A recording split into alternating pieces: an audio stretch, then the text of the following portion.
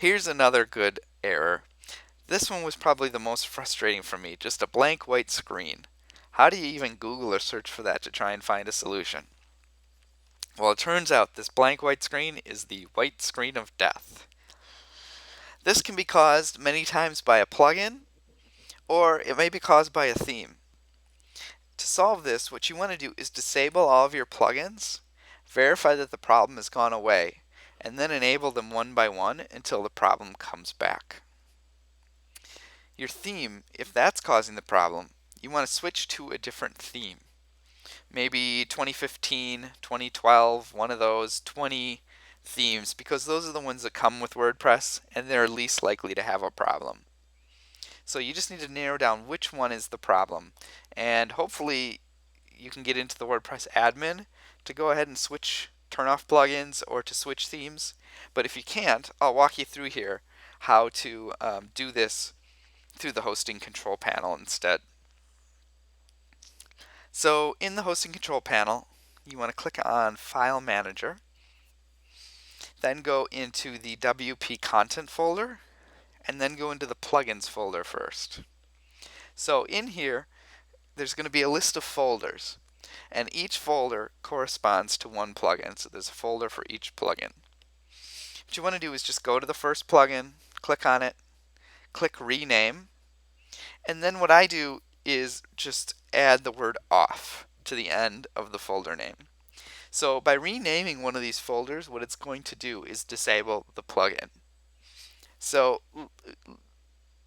by putting off at the end of the name of the folder, you know what the name of the folder is. So when you need to rename the folder back to its original name, it's real simple to do that. So rename the folder, click the rename button, and now hopefully you can get back in. If not, keep going down the line, disabling each plugin one by renaming the folders until you can get into your WordPress admin, and then you'll know which plugin is causing the problem.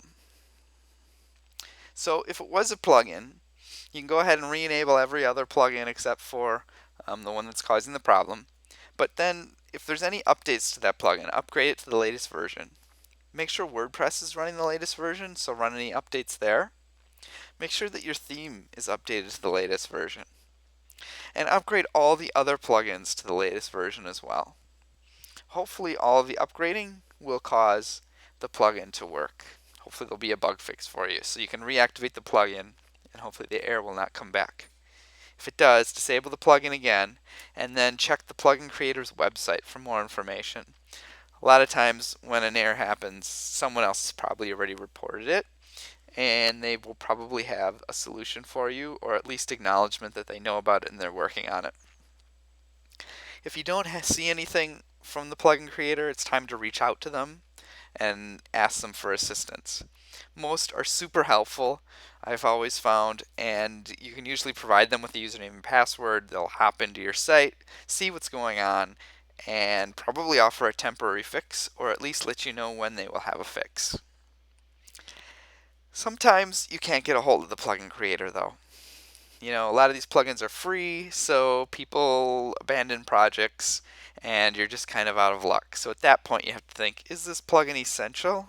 And are there any alternatives? A lot of times, for a lot of the most common things that people are looking to do, there are many plugins that will do pretty much the same thing. So maybe research an alternative. So if it wasn't a plugin, if you're still seeing the error after you disable all plugins, then most likely it's your theme. So now we'll walk through how to disable your theme if you can't get into the WordPress admin.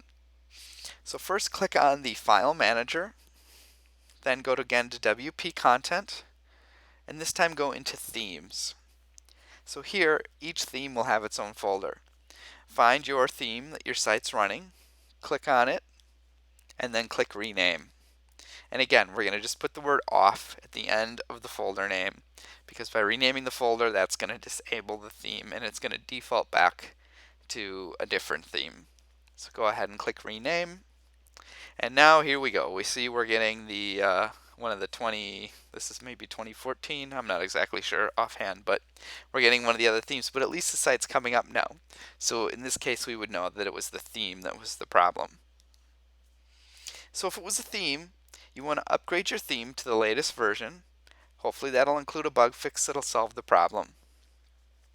Upgrade your WordPress to the latest version. Maybe there's an incompatibility that the latest version will solve. Upgrade all of your plugins to the latest version. Maybe there's a conflict with one of the plugins. If none of that solves it, again, check the theme creator's website for more information. If there's no information to be found, contact the theme creator. Again, they're usually always very helpful, but if for some reason they're not available or you can't get in touch, at that point you're probably going to have to get help from a developer to solve the problem, or you're going to have to select a new theme, unfortunately.